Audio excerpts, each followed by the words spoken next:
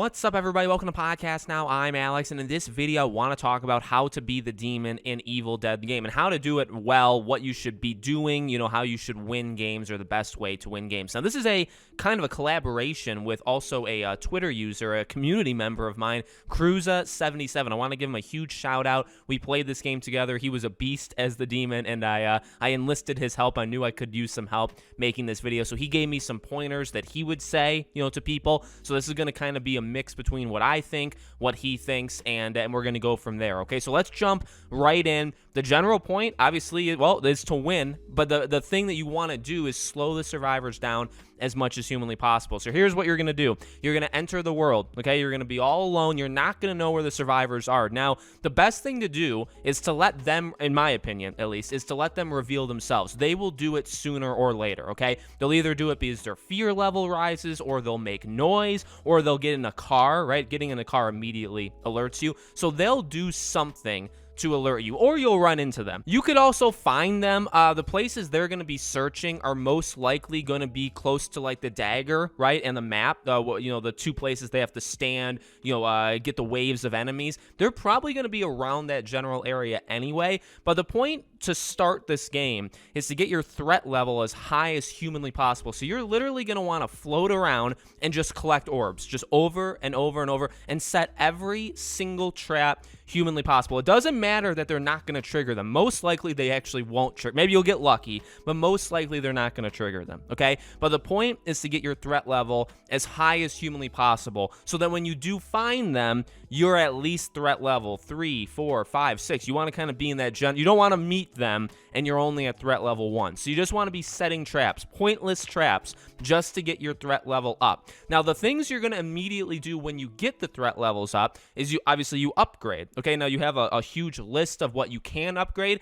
Here's kind of the important ones, and this is something that we both very much agree on. Infernal Energy is the one that's the most important, easily the most important, because you get kind of buffs on them. Once you get to levels 4 and 5, you actually get Infernal Energy by the second. You get 2.5 per second, so you don't even need to be collecting orbs. I mean, yes, you can, and that would help, but they're actually just going to give them to you. So that's the most important one, and the one you're going to want to focus on first. You're going to want to get it as high as possible immediately, okay? Now, play style does matter, and obviously even depending on which demon you play as. So like I play as the Necromancer. There are different strategies, but this I like to think of is a general. This is just a general strategy. It doesn't matter which demon you pick. Infernal Energy is the best one. Possession is one that's really, really useful. I love to level that up as high, or again, max it out as much as possible. This lets you possess them for longer, makes you getting kicked out of them a lot harder, right? That's a really good one, especially if you focus on fear, which we'll talk about. So you want to focus on Infernal Energy, get it as high, and then for the portals, Portal Basic,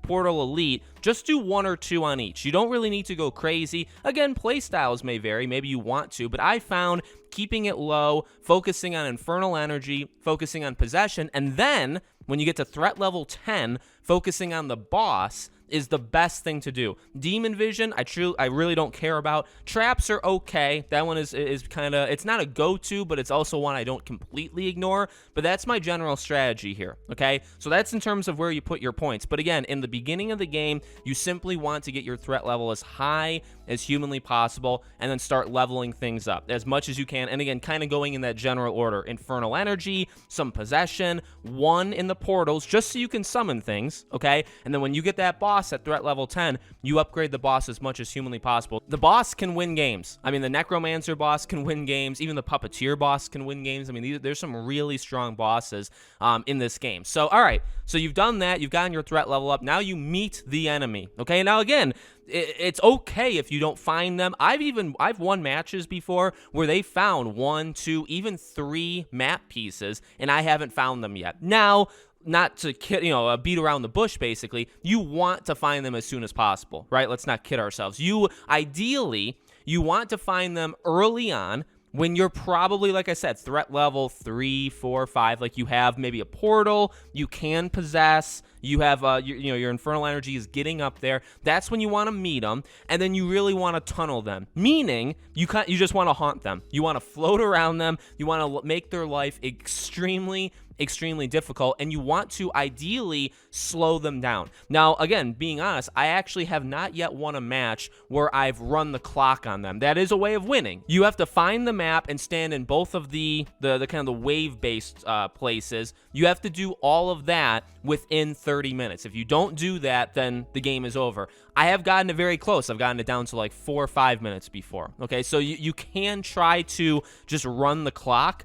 But again, I mean, killing the enemies or killing the survivors is obviously the best way. So once you're around them, what's the general idea? Well, for me, I love traps. Now, again, the trap tree, the trap, where you could upgrade it, is not the most important to me. It's literally just the fact that you set traps and they spring them. So you do have to get a general gist of, okay, where's the area? Are they going to be walking into this building, or are they going to be walking out? What kind of path do you think that the survivors are going to take? And you want to try to set traps wherever it makes sense, okay? Now, again, if you set meaningless traps, that's still going to give you points. But when you find them, you normally want to try to make it like, okay, I know I want this trap here, so I'm going to place it because I want it to be sprung. I'm not doing it just to do it, right? You want to use your scare, the R1 ability, where you can jump through them and scare them. You want to do that as much as possible. Obviously, ideally, you want to get as many of them as possible in that jump if they all kind of group together in one small area. Oftentimes, they will get close to a tree, which you can possess and shake, and that'll scare them. So you want to get their fear level as high as possible. And this is for a couple of reasons, right? Number one, if their fear is high and they're terrified, you'll see them. So even if you lose them, you'll still be able to see them, okay? Or, and actually this is the bigger part to it, once they're terrified, you can, the possession things happen. Now, again, that's where the possession tree becomes very important, that you've upgraded a lot, because this is where you can deal a lot of damage, all right? If you're close to them, if they're not expecting to be possessed, whatever. Now, my favorite thing to do is use the ammo. And maybe this is just me. I don't know how many other people have said this or thought this. When I jump into an enemy, or the survivor, I guess, the first thing I do is I check their gun, okay? If they have like a shotgun that has like 5 shots in it, that's a perfect thing, because you can just shoot the living daylights out of somebody else. Even though you'll get hit, you'll get kicked out, you're gonna deal a lot of damage in a very short amount of time. You can get, you can just do like hand-to-hand combat. You can, knock them down or whatever with like a bat or whatever they happen to have at the moment. But I find using the gun is very helpful for a couple of reasons. Number one, the damage. Number two, you don't have to get close to them. Like, they'll know when they're possessed, or the other people will know. So they may want to stay away from you. They may try to shoot you, right? So I normally try to return fire just because it's easiest. But also, you're wasting their ammo. If you're wasting their ammo on each other, then when when you get kicked out of their body, now they have 5, 6, 7, 8 less bullets. They have considerably less bullets in their gun than they did when you possess them. So I find that strategy to be incredibly, good. So again, I mean, that's bottom line, that's really all you need to do. You need to follow. As soon as you find them, you just follow them wherever they go. They'll most likely all stay together. I'll talk about survivors in a separate video of what you should do as survivors, but most survivors stay together, which is fine. You can still take them out. Once you get to the 2 wave points, you constantly get bonus. You get bonus infernal energy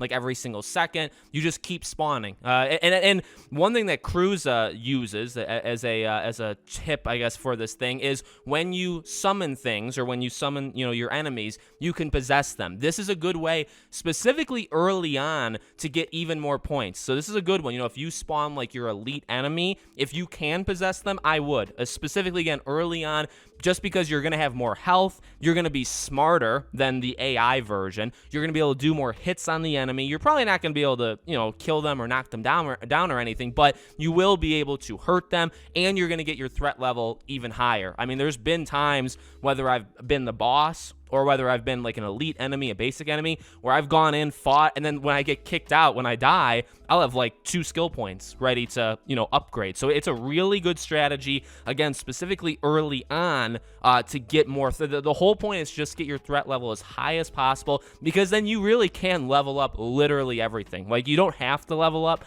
the portal, basic, portal, elite, but you totally can. The one final thing I want to talk about is the boss. I mentioned it earlier. The boss really has the potential to carry scary. You know, if you use the boss at the right time, you do enough damage. Even again, if you're not killing them consistently or knocking them down, that's okay. I mean, if you have them generally all low health, like at all times, if you try to get them all low health all at once and their fear level is like consistently high, you're doing a great job, right? If their fear level is high, you can keep track of them. Even when you get like kicked out of an area, right, when they do an objective, like you'll still know where they are. You can possess them. You can do kind of damage long term. That's a good strategy, right? Just again, those possessions, take out a little health from somebody, you get kicked out, they all get scared. Again, if you're tunneling them, they're not going to have that many chances to lower that fear, right? But the boss is very, very good. Specifically, if you level them all the way up, you're going to make them more powerful. You're going to give them more health. I mean, it's a strong ability in this game. And again, the timing, I mean, normally you probably want to do it around like an objective. If you see a moment where they're kind of in the middle of nowhere, enemies are already attacking them. I found one where they actually walked themselves into a shed or like a little barn where there was really only like 2 ways out, and I just kept sending just enemy after enemy after. You really do want to tunnel them in that way where you get them backed against the wall. They can't heal. They can't run away. You can possess 1 or 2 of them while they're fighting. The others may not even know because they're busy, right? Those are all the things you want to do, and you will win. If they make it to the end, if they're attacking, you know, the final, you know, cloaked enemies and trying to protect the book, I mean, again, you kind of just have to give it everything you got. I actually have found they get really distracted when they're doing their Ghostbusters, you know, plasma thing at the end. They do get distracted by doing that. They're not so much focused on a boss or enemy. So if you do send in some portals, if you do become a boss and you kind of take them out one at a time, I would say this: if you are the boss, try to go one at a time, because specifically the one move, they all have this, the one move that like sucks up energy that's kind of continuous. The only way to break it is if they hit you, if somebody else hits you. Obviously you want to do that like with somebody away from the pack. So if you can find a loner and grab them with that move, so for PlayStation it's the circle move, right? And you're sucking health. You don't suck the full thing, but you suck enough of it, and that's a good amount of damage you can do to the enemy. So that's pretty much it. Again, you just want to slow them down. You want to keep their health as low as possible. You want to keep that fear as high as possible. I already told you the you know, what to put your threat level points to, and that's pretty much it. Just don't let them have any time to breathe constantly. For me, I love setting traps. I set so many traps, and it gets annoying for them because I just set so many. And again, if you place them in the right position, they will run into countless of them, and you're just gonna get free enemies that are causing trouble, right? That are slowing them down, that you can possess, so you don't have to. You can use it for your threat level. You can use it as a distraction to use your kind of your fear lunge thing to increase their fear. There's so many different purposes for keeping them busy and not focused on you, because if they're not focused on you, you have all the time in the world to kind of, you know, play your game. Okay, so let me know if you have any tips in the comment section below. Anything I didn't say, let me know. Let everybody else know, I guess I should also say, right? Again, thank you to Cruza. I'm gonna do more videos like this, one on the Survivor, and then maybe we can come back to the Demon as I get even better as the Demon. Okay, thank you for watching, and I hope to see you all on the next video.